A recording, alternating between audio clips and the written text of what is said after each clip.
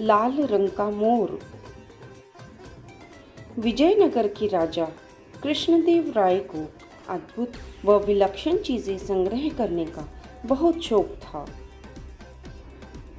हर दरबारी उन्हें खुश रखने के लिए ऐसी ही दुर्लभ वस्तुओं की खोज में रहता था, ताकि वह चीज महाराज को देकर उनका शुभ चिंतक बन सके तथा रुपए भी ऐंठ सके।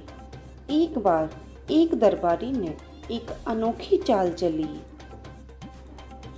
उसने एक मोर को रंगों के एक विशेषज्ञ से लाल रंग रंगवा लिया और उस लाल मोर को लेकर वह सीधा राजा कृष्णदेव राय के दरबार में पहुंचा और राजा से बोला, महाराज, मैंने मध्य प्रदेश के घने जंगलों से आपके लिए एक अद्भुत व अनोखा मोर मंगाया है।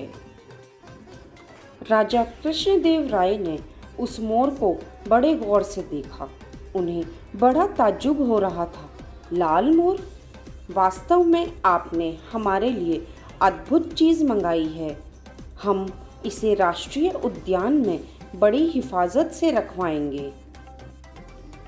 अच्छा, यह तो बताओ कि इस मोर को मंगाने में तुम्हें कितना रुपया खर्च करना पड़ा। दरबारी ने अपनी प्रशंसा सुनी तो वह प्रसन्न हो उठा। बड़े ही विनम्र भाव से वह राजा से बोला, महाराज, आपके लिए यह अनोखी वस्तु लाने के लिए मैंने अपने 2 सेवक पूरे देश की यात्रा पर भेज रखे थे। वे वर्षों तक किसी अद्भुत वस्तु की खोज में लगे रहे। तब कहीं जाकर मध्य प्रदेश के जंगलों में यह अनोखा लाल रंग का मोर मिला। मैंने अपने उन सेवकों पर करीब 25,000 रुपये खर्च किए हैं। उस दरबारी की बात सुनकर राजा कृष्णदेव राय ने तुरंत मंत्री को आज्ञा दी, मंत्री जी, इन सज्जन को 25,000 रुपये राजकोष से दे दिए जाएं। मंत्री को यह आज्ञा देकर राजा ने दोबारा उस दरबारी से कहा, यह तो आपको वह रुपया दिया जाता है जो आपने खर्च किया है। इसके अलावा 1 सप्ताह बाद आपको उचित पुरस्कार भी दिया जाएगा। दरबारी को भला और क्या चाहिए था। वह तेनालीराम की ओर कुटिल भाव से देखकर मुस्कुराने लगा।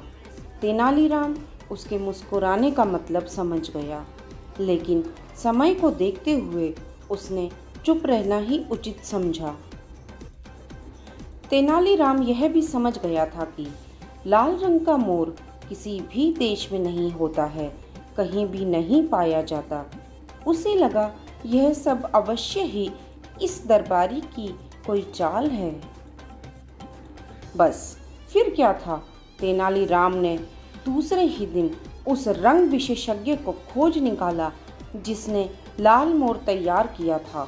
तेनालीराम 4 और मोर लेकर उस चित्रकार के पास पहुंचा।